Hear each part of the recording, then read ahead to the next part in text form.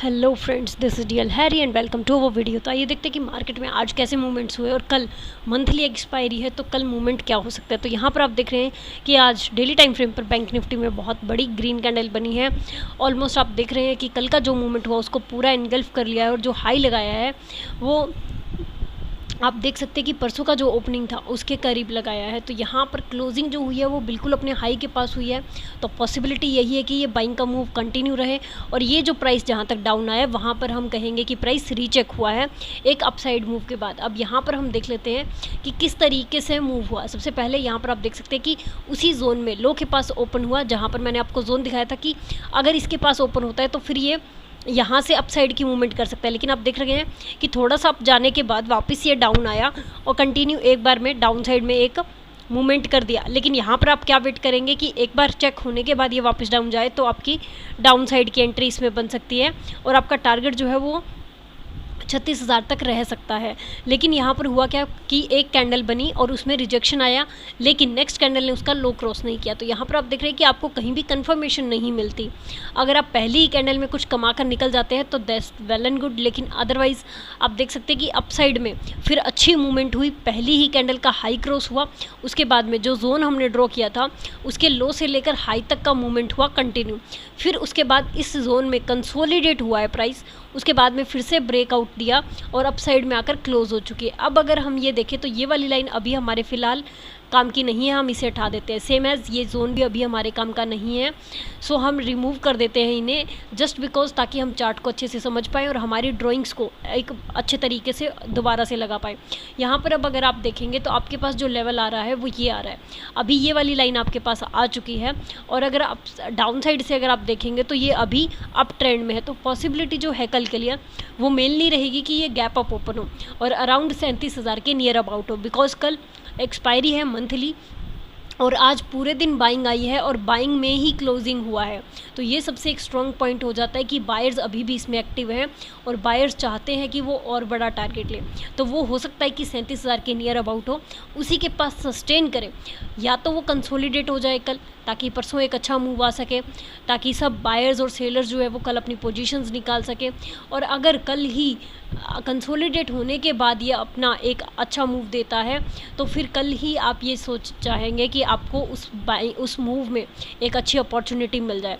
तो वहाँ पर आप देख सकते हैं कि अगर ये वापस से 37,000 के लेवल को रेजिस्ट करता है तो तुरंत आप 37,000 कॉल को शॉर्ट कर सकते हैं और डाउन मूव ले सकते हैं, जो कि अप्रॉक्सीमेटली इसी लाइन को टच करेगा, क्योंकि अभी फ़िलहाल इसके पास यही लाइन आ रही है जहाँ पर ये सपोर्ट ले सकता है।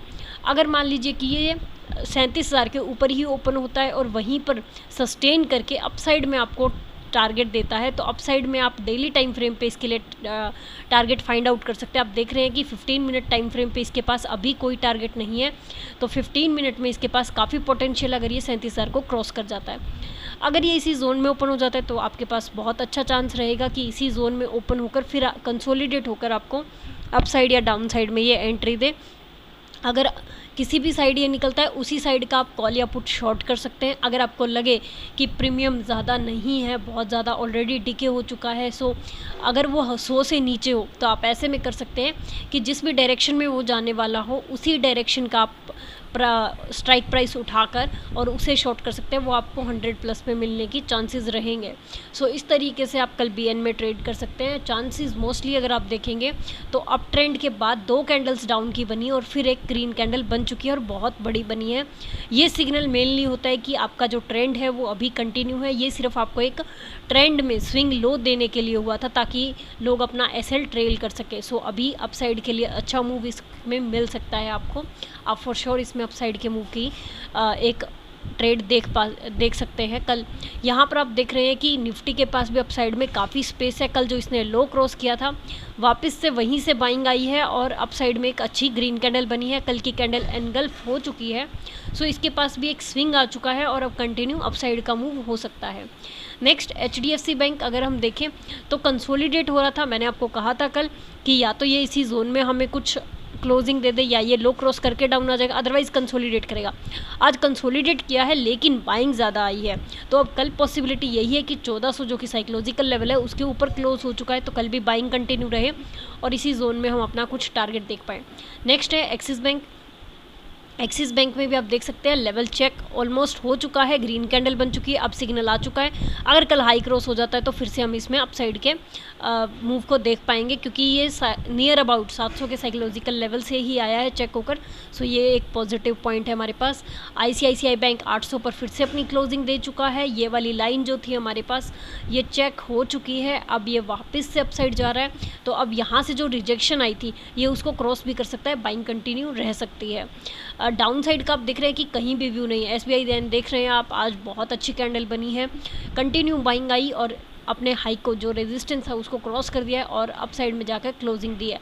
अभी भी इसके पास टारगेट है, तो ये 540 से 550 के बीच में कहीं भी जाकर एक अच्छी क्लोजिंग दे सकता है।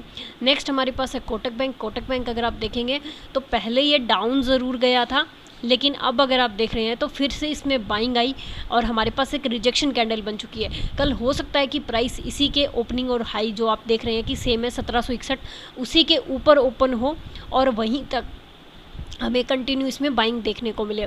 अगर मान लीजिए कि इसी जोन में कहीं ओपन हो जाता है जहाँ पर इसकी क्लोजिंग और ओपनिंग है, यानी कि इसकी बॉडी के बीच में कहीं ओपन हो जाता है, तो फिर भी ये अपने हाई को क्रॉस कर सकता है और कल हम फिर से इसमें ग्रीन कैंडल देख सकते हैं, ताकि हम बाइंग के सिग्नल को अच्छे से कैप्चर कर सकें कि हाँ इसमें बाइंग आ चुकी है। सो आप मोस्टली बैंक्स में देख रहे हैं कि बाइंग का व्यू ही बन रहा है।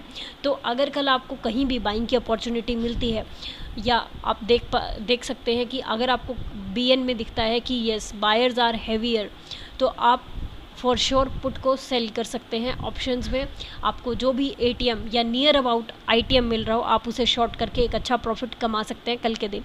सो आज के लिए इतना ही फ्रेंड्स, देखते हैं कि कल मार्केट किस तरीके से मूव करता है और हमें कैसी ट्रेड्स मिलती है। मिलते हैं कल के वीडियो में। Thank you so much and happy trade.